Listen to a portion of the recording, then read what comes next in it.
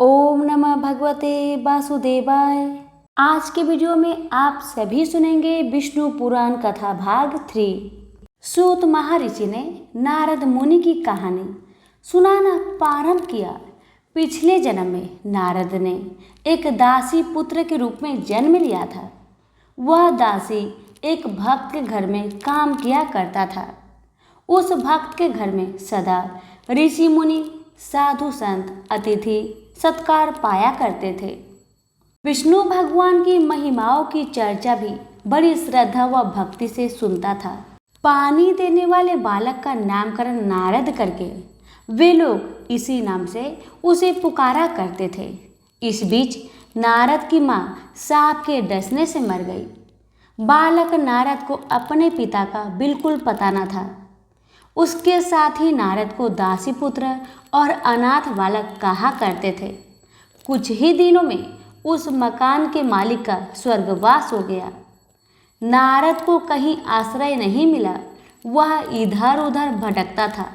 भूख लगने पर यदि वह किसी मकान के सामने जाकर खड़ा हो जाता तो लोग उसे भगा देते थे और गालियां देते थे कि यह बालक ऐसा पापी है जिसे अपने पिता का भी पता नहीं है। नारद साधु स्वभाव का था, इसलिए नटखट बच्चे उस पर पत्थर फेंकते और उसे सताकर आनंद का अनुभव करते थे। गांव के लोगों से तंग आकर नारद सोचने लगा, इस मनुष्य के बीच मेरा जन्म क्यों हुआ है? मैंने कौन सा अपराध किया है? ये लोग मेरे प्रति ऐसे अत्याचार क्यों करते हैं? आखिर कीड़े मकोड़े, जंगल के जानवर भी मजे से जी रहे हैं। ये सोचते हुए नारद जंगल की ओर चल पड़ा। उसे ऋषि मुनियों की बातें याद आई। मुझे भी तपस्या करके देवताओं के बीच जन्म लेना है। ऐसा निश्चय कर नारद ने तपस्या करना शुरू कर दिया। अनाथों का जो रक्षक है, जो सारे जगत का पिता है, वही मेरे लिए भी पिता है। वह मुझे कुछ भी बनाए पसंद है। इस प्रकार सोचते नारद ने समय का ख्याल किए बिना भयंकर तपस्या शुरू कर दिया। नारद की तपस्या पूर्ण हो गई। उसके भीतर एक तेज ने प्रवेश किया। एक ज्योति के रूप में प्रत्यक्ष होकर विष्णु भगवान ने कहा, वत्स नारद, तुम मेरे अंदर विलीन होने जा रहे हो।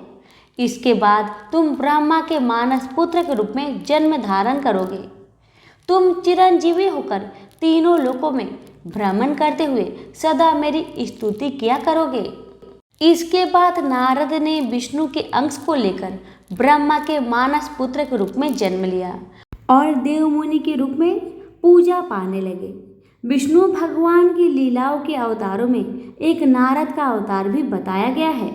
ऐसे नारद मुनि से उपदेश पाकर ध्रुव तेज गति के साथ आगे बढ़ चले जा रहे थे। उस समय उत्तम कुमार रोते हुए आ पहुंचा और ध्रुव ने सामने हाथ फैलाकर उनको रोकते हुए बोला, भैया आप कृपया जंगल में मत जाइए। आप जंगल में चले जाएंगे तो मैं किसके साथ मिलकर हरि का भजन करूंगा? मेरे माताजी ने आपको डांटा, पर मैंने क्या किया है? मुझ पर आप क्यों नाराज होते हैं? आप रुक जाइए। ऐसे कहते हुए उत्तम फूट फूट कर रोने लगा। ध्रुव ने उत्तम कुमार को गले लगाकर समझाया, मेरे छोटे भैया, मेरी माताजी ने मुझे जन्म दिया। मुझे क्या यह साबित नहीं करना है कि मेरी माताजी भी महान है? इसलिए मैं जा रहा हूँ। उत्तम बोला, तब तो मैं भी आपके साथ चलूँगा। आप तपस्या में लग जाइए। मैं आपके लिए कंदमूल फल लाया करूँगा। ऐसा करने पर तुम्हारी माँ रोएगी। मेरे छोटे भाई, मैं तुम्हारा बड़ा भाई हूँ, इसलिए तुम्हें मेरी बात माननी पड़ेगी। जाओ। ध्रुव ने कहा। ध्रुव के मुख से ये बातें सुनकर उत्तम कुमार वहीं पर लुढ़क पड़ा और रोने लगा। सुरुचि आकर उसे समझाने लगी। इस पर उत्तम गुस्से में आकर बोला, माँ तुम मुझे छुओ मत। तुम्हारी वजह से ही मेरे भैया जंगल में जा रहे हैं। सुरुचि लज्जा के मारे सर झुकाकर अपने को कोसने लगी, मैं पापीन हूँ, मेरे ही कारण यह सब हुआ। इतने में राजा उत्तानपाद पहुंचकर बोले, ध्रुव तुम रुक जाओ। यह सब मेरी मंद बुद्धि की वजह से ही हुआ है। मेरा राज्य तुम्हारा है, वापस चलो। इस बीच ध्रुव काफी दूर तक चले गए थे। नारद ने सुनीति से कहा, माताजी, तुम्हारे गर्भ से एक रत्न जैसा पुत्र पैदा हुआ है। तुम अपने बेटे के बारे में बिल्कुल चिंता मत करो, नारायण स्वयं उसकी रक्षा करेंगे। फिर उत्तानपाद की ओर मुड़कर नारद बोले, राजन, हम सबको इस बात पर खुश होना चाहिए। आपके पिता और ध्रुव के दादा स्वयंभू मनु के वंश के लिए भी बालक ध्रुव अपार यश का कारण बनेगा। इसमें किसी का कोई दोष नहीं है। यह श्रीमन नारायण का संकल्प है। यो समझाकर नारद मुनि ने सबको शांत किया। मधुबन में बैठकर ध्रुव ओम नमो नारायण का मंत्र जापते तपस्या कर रहे थे। यमुना नदी उस मंत्र में त्रुटि मिला रही थी। ध्रुव की तपस्या से तीनों लोग कांपने लगे। कोई यदि कहीं भी तपस्या करता हो तो इंद्र यह सोचकर डरते हैं कि कहीं वह तप करके उनकी पद की कामना ना कर बैठे। इस डर से उनके तप में विघ्न डालने के लिए वे भयंकर इंद्रजाल रचा करते हैं। इसी प्रकार इंद्र ने अपने ब्रजायुध को हिलाकर आंधी तूफान और बिजली गिराकर भयंकर उत्पात मचाए, पर ध्रुव थोड़ा भी विचलित न हुआ। इस पर इंद्र ने पत्थरों की वर्षा शुरू की, मगर ध्रुव के सर पर घूमते हुए विष्णु चक्र ने उन पत्थरों को दूर फेंक दिया। उस समय नारद ने जाकर इंद्र को समझाया, आपने ध्रुव को साधारण बालक मात्र समझा है। आप उनका कुछ भी बिगाड़ नहीं सकते। आपको व्यर्थ में अपमानित होना पड़ेगा। इंद्र पद तो ध्रुव के लिए खास के तिनके के बराबर है। अंत में ध्रुव की तपस्या पर प्रसन्न हो विष्णु भगवान प्रत्यक्ष हुए। ध्रुव विष्णु के पैरों से लिपटकर अपार आनंद के मारे मूक रह गए। वे अपने मन में सोचने लगे, भगवान, मैं पूर्ण हृदय से आपकी स्तुति करना चाहता हूँ, लेकिन मैं एक छोटा बालक हूँ। आपकी स्तुति करने के लिए मेरे पास शब्द नहीं है। इस पर विष्णु भगवान ने अपने शंख को ध्रुव के गालों पर छुआ। जैसे ही छुआ, दूसरे ही क्षण वेदों के तत्वों से भरे स्रोत पाठ साम गान के रूप में ध्रुव के मुख से निकलने लगे।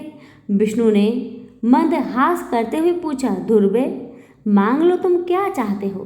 ध्रुव भक्तिपूर्वक बोला, हे परम पुरुष, जैसा भौरा कमल से हमेशा लगा रहता है, वैसे ही सदा आपके मधुर मंद हास वाले मुख पद्म को देखते रहने की मेरी इच्छा है।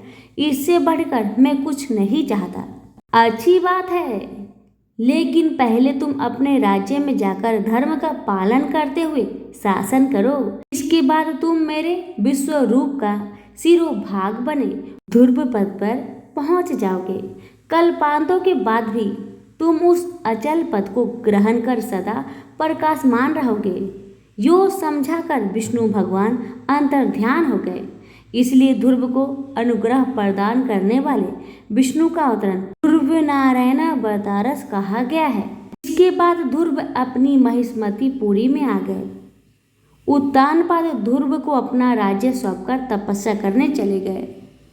उत्तम कुमार का अभी तक विवाह नहीं हुआ था। राजधर्म के अनुसार जंगली जानवरों से जनता की रक्षा करने के लिए वह शिकार खेलने गया। हिमालय के पहाड़ी जंगलों में दुष्ट यक्षों ने उस पर हमला करके उसको मार डाला। अपने पुत्र की मृत्यु पर सुरुचि दुखी हो वहां पर पहुंची और जंगल के दानव नल में फंसकर भस्म हो गई। ध्रुव ने यक्षों का नाश करने के लिए यक्षनगर अलकापुरी को घेर लिया। मायावी यक्षों ने अपने ध्रुव मायों का उन पर प्रयोग किया। ध्रुव ने नारायण के अस्त्र द्वारा मायाओं को विफल बनाकर उनको हरा दिया। यक्षराज कुबेर ध्रुव की शरण में आ गए। उनसे मैत्री करके उनको संपत्ति देकर वापस भेज दिया।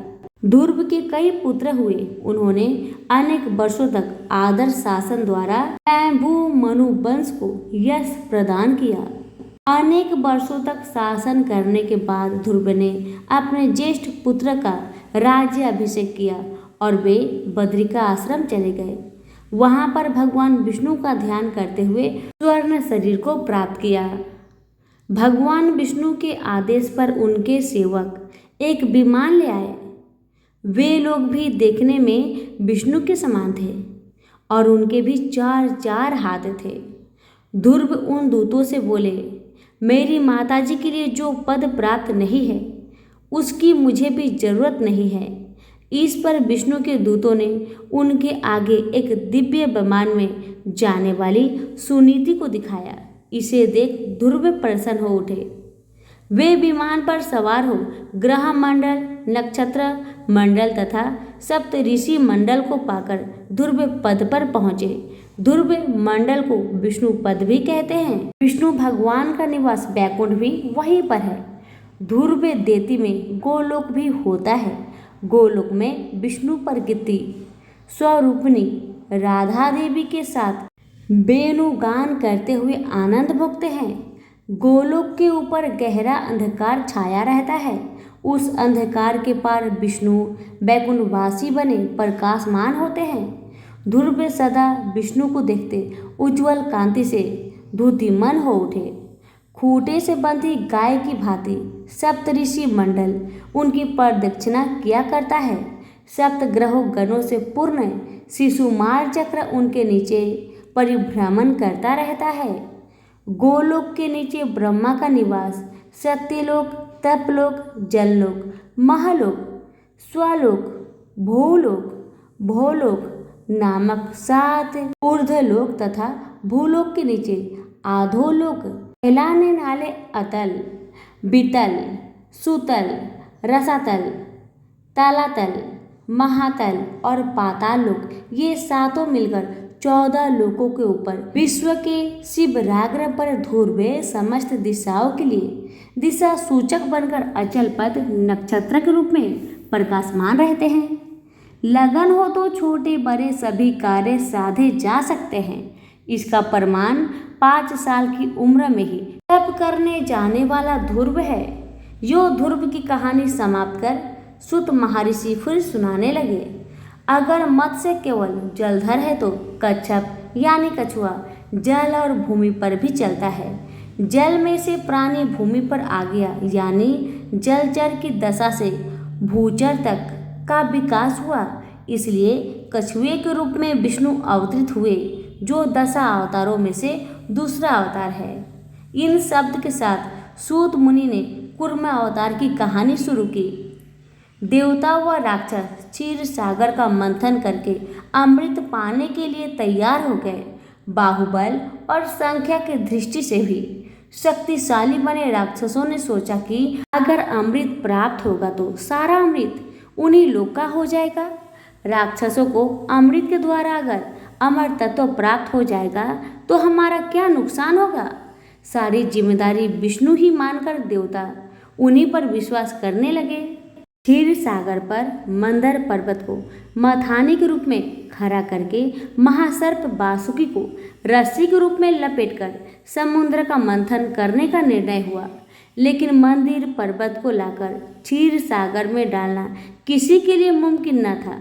विष्णु ने उन पर अनुग्रह करके यह काम संपन्न किया, इसलिए वे गिरिधारी कहलाए। राक्षसों ने वासुकी सर्प को सर की छोर से पकड़ने का हठ किया। विष्णु ने देवताओं को समझाया कि वे राक्षसों की बात मान ले। तब विष्णु ने भी सबके अंत में वासुकी की पूंछ की छोर पकड़ लिया। इसके बाद क्षीर सागर को मथने का काम शुरू हुआ। तो सभी मिलकर बोले, लक्ष्मी नारायण की जय हो। यहीं पर हमारी विष्णु पुराण कथा भाग 3 समाप्त हुआ।